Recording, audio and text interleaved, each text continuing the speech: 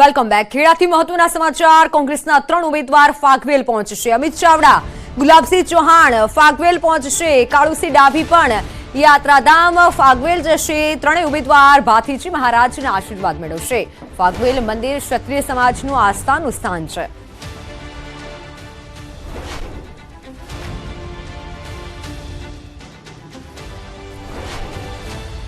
તો 3 ઉમેદવાર ભાથીજી મહારાજના દર્શન કરશે અને આશીર્વાદ મેળવશે. ખેડા જવાના છે આ કોંગી 3 ઉમેદવાર. કોંગ્રેસના 3 ઉમેદવાર ફાગવેલ પહોંચશે. અમિત ચાવડા, ગુલાબસિંહ ચૌહાણ ફાગવેલ પહોંચશે અને ભાથીજી મહારાજના આશીર્વાદ મેળવશે. ગુલાબસિંહ ચૌહાણ પણ ફાગવેલ જશે. ત્યારે લોકસભાની ચૂંટણી નજીક છે, તે પહેલા દર્શન માટે જશે.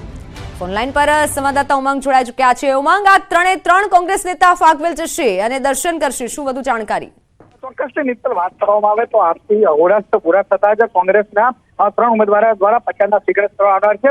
ક્ષત્રિયવીર ભાથીજી મહારાજનું જે ધામ ગયા ફાગવેલ ખાતે અત્યારે 3 ઉમેદવાર પહોંચ્યા છે. આણંદથી અમિત ચાવડા, ખેડાથી કાળુસિંહ ડાભી અને પંચમહાલના ગુલાબસિંહ પરમાર. આ 3 ઉમેદવારો અત્યારે ભાથીજી મહારાજે પૂજા અર્ચના કરી અને પ્રચારના સ્વીકાર કરશે. વાત કરવામાં આવે તો કોંગ્રેસ દ્વારા 3 સીટોના જે ઉમેદવાર છે તેમના 1000 થી વધુ કાર્યકર્તાઓ સાથે તેઓ ફાગવેલ પહોંચ્યા છે. હાલમાં તેઓનું ફાગવેલની અંદર ગામજનો દ્વારા સામેલ કરવામાં આવ્યું છે. હવે તેઓ ટૂંક જ સમયની અંદર મંદિર પહોંચી અને ત્યાં આગળ ભાથીજી મહારાજની પૂજા અર્ચના કરી પ્રચારના સ્વીકાર કરશે. જી મિત્ર. જી બિલકુલ ઉમંગ, આભાર માહિતી બદલ. તો હાલ આ 3 કોંગી ઉમેદવાર કે જેઓ ફાગવેલ પહોંચી ચૂક્યા છે, થોડીક જ વારમાં ભાથીજી મહારાજના દર્શન કરશે. 3 ઉમેદવાર ભાથીજી મહારાજના આશીર્વાદ મેળવશે. કોંગ્રેસના 3 ઉમેદવાર ખેડા પહોંચ્યા છે. ખેડાના ફાગવેલ ખાતે 3 ઉમેદવાર ભાથીજી મહારાજના દર્શન કરશે. હાલ કોંગી ઉમેદવારો કે જેઓ ફાગવેલ પહોંચી ચૂક્યા છે.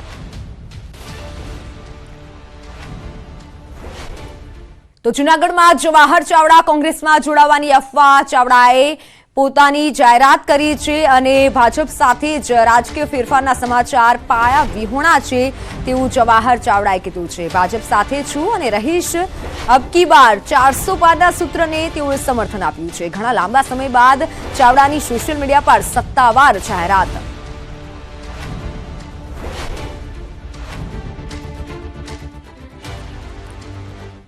ધોરાજીમાં ઉમેદવારના પોસ્ટર લાગ્યા છે. મનસુખ માંડવિયા વિરુદ્ધ પોસ્ટર લાગતા તપાસ અડધી રાત્રે શરૂ કરવામાં આવી. લગાવેલા પોસ્ટર સવારે ગાયબ થઈ ગયા હતા.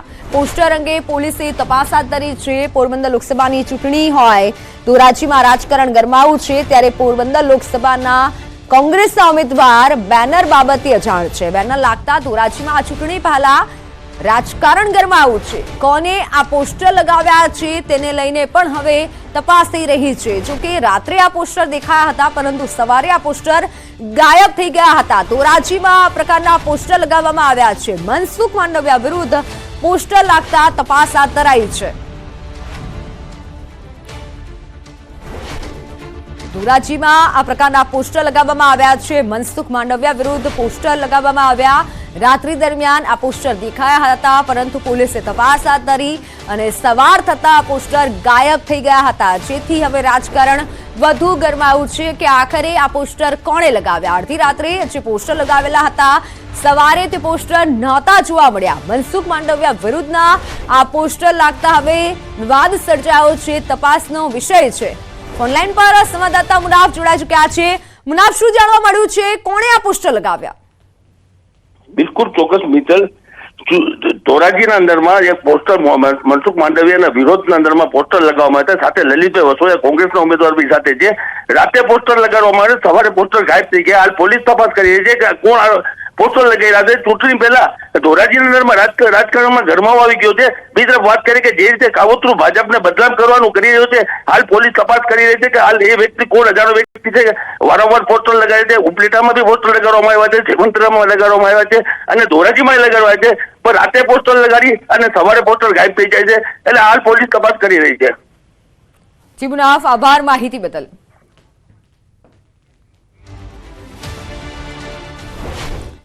જીવના જોખમે રીલ્સ બનાવતો એક વિડીયો વાયરલ થયો છે. વિડીયો જે વાયરલ થયો છે જેમાં તે વિડીયો પાલનપુરનો હોવાની શક્યતા છે. રીલ્સના ચક્કરમાં યુવકે ઊભા થઈ ગાડી ચલાવી અકસ્માત થાય તો જવાબદાર કોણ તેવા અનેક સવાલ આ વિડીયો જોઈને થઈ રહ્યા છે। જીવના જોખમે યુવક ગાડી ચલાવી રહ્યો છે। રીલ્સ બનાવવાના ચક્કરમાં યુવક ગાડી ઉપર ઊભો થઈ અને ગાડી ચલાવી રહ્યો છે। વિડીયોમાં તમે જોઈ શકશો। જો કે એ સવાલ થાય છે કે જો કોઈ જાનહાનિ થાય છે તો પછી જવાબદાર કોણ? આ વિડીયો પાલનપુરનો હોવાની શક્યતા છે। જો કે ન્યૂઝ 18 ગુજરાતી વિડીયોની પુષ્ટિ નથી કરતું, પરંતુ વિડીયોને જોઈને અનેક સવાલ થઈ રહ્યા છે અને અવારનવાર આવા વિડીયો સામે આવતા હોય છે। પોલીસ કાર્યવાહી પણ કરે છે, છતાં પણ અમુક જે તત્વો છે કે જે સુધરવાનું નામ નથી લેતા। આ એક વિડીયો જે સામે આવ્યો છે જેમાં રીલ્સ બનાવી રહ્યો છે યુવક અને તેના ચક્કરમાં યુવક ચલાવતો ગાડી ઉપર ઊભો થઈ જાય છે અને ત્યારબાદ આ ગાડી ચલાવે છે। સ્પષ્ટ જોઈ શકાય છે। જો કે હાલ તો પોલીસ તપાસનો આ વિષય છે। ન્યૂઝ 18 ગુજરાતી આ વિડીયોની પુષ્ટિ નથી કરતું। બનાસકાંઠાથી સંવાદદાતા કિશોર જોડાઈ ચૂક્યા છે। કિશોર, વિડીયો અંગે શું વધુ જાણકારી? ચોક્કસથી મિત્તલ, આપને જણાવી દઉં કે અત્યારનો જે ક્રેઝ ચાલી રહ્યો છે તે જીવના જોખમે જે રીલ્સ બનાવવાનો ક્રેઝ ચાલી રહ્યો છે અને અત્યારે એક પાલનપુર વિસ્તારનો જીવના જોખમે રીલ્સ બનાવવાનો એક વિડીયો વાયરલ થયો છે અને આ વિડીયોની અંદર જે યુવક છે તે રીલ્સ બનાવવાના ચક્કરમાં ઉભા થઈને ગાડી ચલાવી રહ્યો છે અને આ વિડીયો અત્યારે તો વાયરલ થઈ રહ્યો છે। મહત્વની વાત તો મિત્તલ એ છે કે રીલ્સ બનાવવાના ચક્કરમાં જો અકસ્માત થાય તો જવાબદાર કોણ રહેશે? જીવના જોખમે આ રીલ્સ બનાવતા યુવાનોનું પ્રમાણ દિવસે ને દિવસે વધી રહ્યું છે। હવે જોવાનું એ રહેશે કે પોલીસ આ યુવક સામે પગલાં લે છે કે નહીં। મિત્તલ। જી કિશોર, આભાર માહિતી બદલ। હાલ સવાલ એ થાય છે કે પોલીસ આવા યુવકો સામે ક્યારે પગલાં લેશે? આ તરફ દ્વારકા અને ડાકોરમાં હજારોની સંખ્યામાં ભક્તોએ ફૂલડોલ ઉત્સવ મનાવ્યો। વાતાવરણ પણ રંગીન અને અદ્ભુત બન્યું। દ્વારકામાં ઉજવાયો રંગોથી ભરેલો ફૂલડોલ ઉત્સવ। ધૂળેટીના દિવસે સમગ્ર દ્વારકા જાણે કે અબીલ ગુલાલના રંગોથી રંગાઈ ગયું। દ્વારકામાં ફૂલડોલ ઉત્સવ ધામધૂમપૂર્વક ઉજવાયો। અબીલ ગુલાલ સંઘ દ્વારકાધીશ મંદિર રંગાઈ ગયું। દ્વારકાધીશ સંઘે રંગે રમવા બહોળી સંખ્યામાં ભક્તો આવી પહોંચ્યા। દ્વારકાધીશ સંઘ ભક્તોએ પૂજારી પરિવાર સાથે દ્વારકાધીશ મંદિરમાં રંગોની રમઝટ બોલાવી। કૃષ્ણનગરીમાં ફૂલડોલ ઉત્સવના સાક્ષી બનવા ભક્તોનું ઘોડાપુર ઉમટ્યું। ભક્તોને અગવડ ન પડે માટે દ્વારકાધીશ મંદિરમાં ચુસ્ત પોલીસ બંદોબસ્ત ગોઠવાયો। પૂજારી પરિવાર દ્વારા આરતી સાથે ફૂલડોલ ઉત્સવની ઉજવણી થઈ। પોલીસ કર્મચારીઓએ પણ એકબીજાને રંગોથી રંગી ફૂલડોલ ઉત્સવની ઉજવણી કરી। જિલ્લા પોલીસ વડા સહિત પોલીસ કર્મચારીઓને રંગે રંગી ફૂલડોલ ઉત્સવની ઉજવણી કરવામાં આવી। ભક્તો આજે ફૂલડોલ ઉત્સવ નિમિત્તે બહોળી સંખ્યામાં દ્વારકા આવી પહોંચ્યા। લાંબી કતારોમાં ભક્તો દ્વારકાધીશ સંઘે રંગે રંગવા આવ્યા હતા।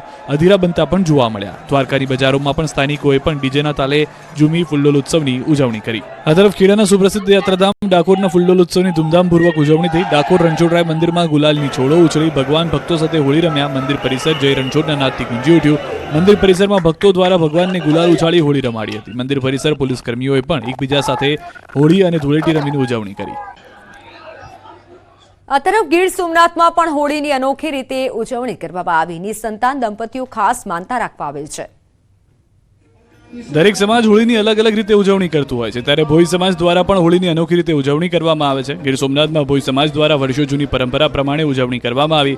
ભૈરવનાથ દાદા સાથે હોળીની ઉજવણી કરવામાં આવે છે। માન્યતા પ્રમાણે અહીં નિસંતાન દંપતીઓ ખાસ માનતા રાખવા આવે છે। માત્ર 1 વર્ષની અંદર ભૈરવ દાદાના આશીર્વાદથી તેઓના ઘરે કિકિયારીઓ ગુંજે છે। મહિના અગાઉથી જ ભૈરવ દાદાની મૂર્તિ બનાવવાની કામગીરી શરૂ કરી દેવાય છે। આ મૂર્તિ ઇકો ફ્રેન્ડલી હોય છે, જેથી પર્યાવરણને પણ નુકસાન ન થાય। અલગ અલગ ગ્રુપને આ અંગે જવાબદારી સોંપવામાં આવે છે। જેમને સંતાન પ્રાપ્તિ થાય તેઓ પોતાની માનતા પૂર્ણ કરવા અહીં આવે છે। હોળી અને ધૂળેટી તેમ 2 દિવસ